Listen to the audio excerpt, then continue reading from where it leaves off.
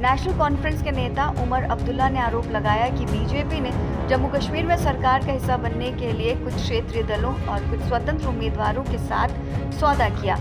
जम्मू में केंद्रीय गृह मंत्री अमित शाह की टिप्पणियों का जिक्र करते हुए अब्दुल्ला ने कहा कि वो बीजेपी के घोषणा पत्र लॉन्च के दौरान अपने भाषण में अपनी पार्टी और पीपल्स कॉन्फ्रेंस के बारे में खामोश थे।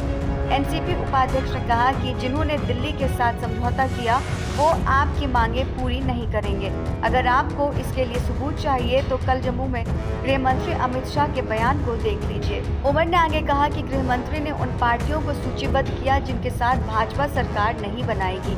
गांदरबल विधानसभा क्षेत्र में एक चुनावी रैली को संबोधित करते हुए अब्दुल्ला ने कहा, मैंने सोचा था कि वो कम से कम इंजीनियर रशीद की पार्टी यानी आवामी इत्तेहाद पार्टी का नाम लेंगे, लेकिन उन्होंने ऐसा नहीं किया।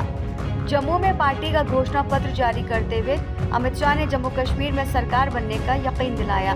शाह ने कहा था कि वंशवाद से शासित पीडीपी, एनसी और कांग्रेस की कोई सरकार नहीं होगी, बाकी संभावनाएं भाजपा तलाश लेगी। अब्दुल्ला गांदरबल और बडगाम विधानसभा क्षेत्र से चुनाव लड़ रहे हैं, जहां 25 सितंबर को दूसरे चरण में मतदान होगा।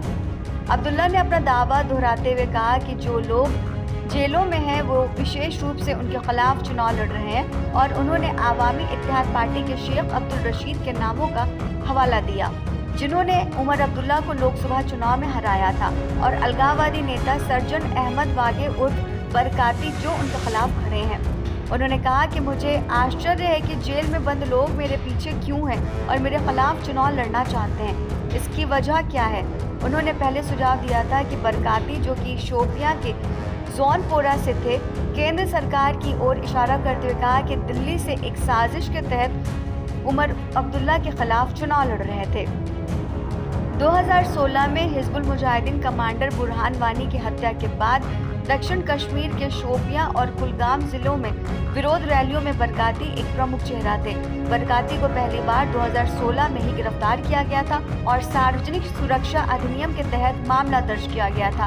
उन्हें पिछले साल फिर से गिरफ्तार किया गया था और कड़े गैर कानूनी गतिविधियां अधिनियम UAPA के तहत आरोपों का उनको सामना करना पड़ा। पूर्व मुख्यमंत्री ने कहा कि अगर यही एक आलोचना है कि वो गांदरबल में नहीं रहते तो ये निर्वाचन क्षेत्र के लोगों के खिलाफ अन्याय होगा। जिन उम्मीदवारों के पास बात करने के लिए कुछ नहीं है वो स्थानीय बनाम बाहरी जैसे मुद्दे उठाते हैं। उन्होंने कहा कि मैं जहां से भी आता हूं, मैंने गांदरबल में काम किया है। मैं यहां से 6 साल तक विधायक रहा और 3 बार सांसद रहा।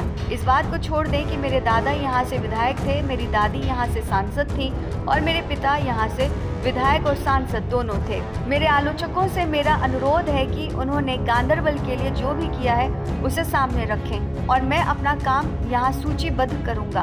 उन्होंने आगे कहा कि क्या आपके पास जिला अस्पताल, केंद्रीय विश्वविद्यालय, सड़कों, शारीरिक शिक्षा कॉलेज और नए से तुलना करने के लिए कुछ प्रशासनिक इकाइयाँ हैं? यदि आपने मेरे इन कार्यों से मेल खाने के लिए कुछ भी किया है तो मैं भगवान के सामने गवाही देता हूँ कि मैं ये चुनाव छोड़ दूंगा।